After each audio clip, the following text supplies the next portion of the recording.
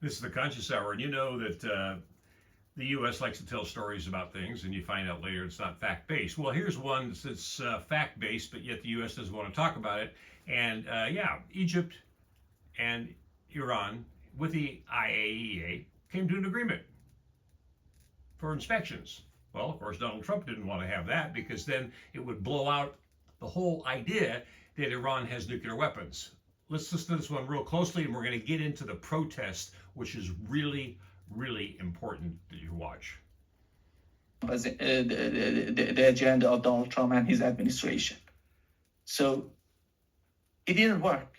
Iran has achieved an agreement in Egypt and came out, and Donald Trump said, I don't care about what Iran has achieved, and I don't care about the IAEA. It's all about the American inspectors gonna go there. It's gonna be us verifying everything inside Iran, not IAEA. So the U.S. can control the narrative. This was happening in those days.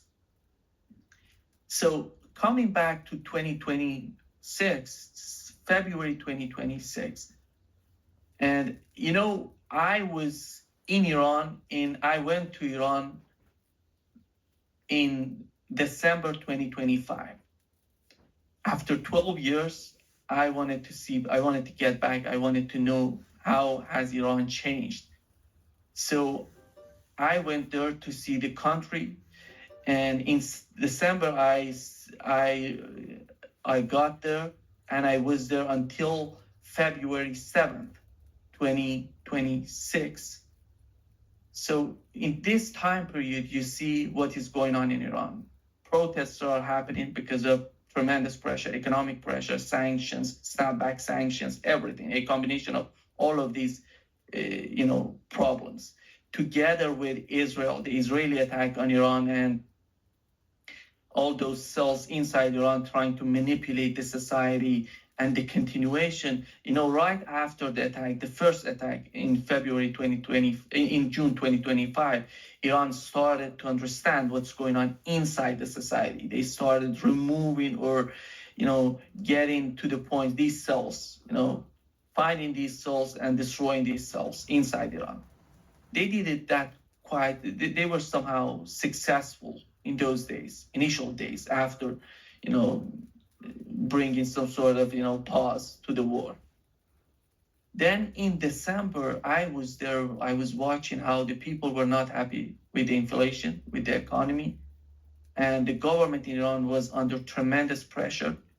And the people came out finally, you see, all these, from inside, the manipulation.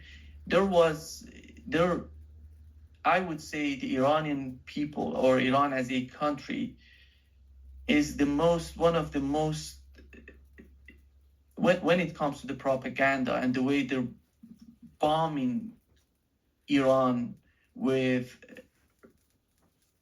false informations. They have multiple media outside, Persian media. They call it Iran International, one of the main medias outside, which we know in January, Financial Times reported in January, they have received more than 880, if I'm not mistaken, more than $800 million they have received in January to prepare the society. And they were telling the Iranian people, and the United States is going to come in, they're going to remove the government, those days our sanctions are gone, you're going to be better off after this attack, and everything going to change. They were basically part of the Israeli operation inside Iran. And you see the people are coming out because of the economic pressure, because of the inflation. In the initial 2 days, nothing is happening. Everything is calm. People are, protesting. And the government started to talk with the people, with the elites in the market, Iranian market, or bazaar, as they call it. And the communication with the people in Iran, the Iranian president tried to communicate with the Iranian people, talking with them. And he said that we have long-term strategies, short-run strategies to resolve those issues with the economy. But later on, they see how the government is controlling everything, and you see something else happening. You see they're attacking banks inside Iran. They're attacking, facilities, civilian facilities inside Iran. Hospitals were somehow attacked. You see the police stations being attacked. They tried to get inside the police station to get the arms of the police.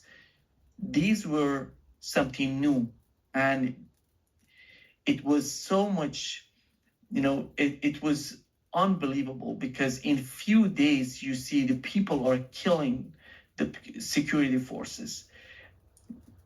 It was the Iranian, whoever knows the Iranian society, knows Iran from inside. There has never been such a thing, beheading people or throwing people into the fire and killing people this way. Then the security forces in Iran sit back and said, this is something new. Who's doing this? This is not part of the Iranian culture, Iranian society, Iranian tradition, the way, because Iran as a country for 46 years under tremendous sanctions, they have a long history of these protests happening inside Iran. They know how it works. They know the movement, they know those people, the mindset of the people that come into the streets. But these people are beheading security forces and putting them, throwing them into the fire. And this way, these are not Iranians. There's something going on. And later on, you see the security forces coming out. It was, as you know, today Donald Trump is talking about 52,000. In those days, they said 80,000 people were killed, 90,000 were killed. But on the other hand, you see the government is so smart and coming out, Iranian government going so smart. I have never seen the government being that smart in 46 years, because for the first time, they come out with a list of those people who were killed during these protests. It's 3,100, something like that. And they come out, they gave the names with their ID and everything out. And they said, these are the people who were killed. And Donald Trump is talking about 50,000, 80,000, whoever these people are arguing. This is the list. If you have something new, if you have more information, give it to us. We're going to assess, we're going to see if that's the case. They didn't provide a single case so far, a new case to the Iranian government.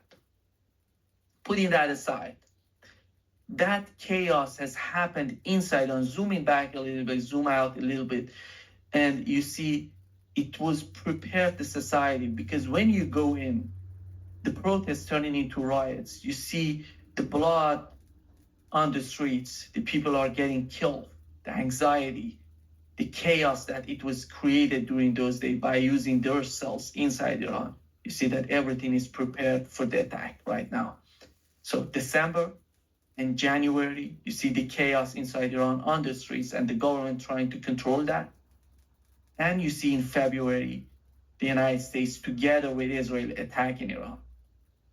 This is the moment that Donald Trump has put Iran in the most fragile conditions and situation that they have ever been. It means this is the power of the U.S. creating these psyops, these operations that go in.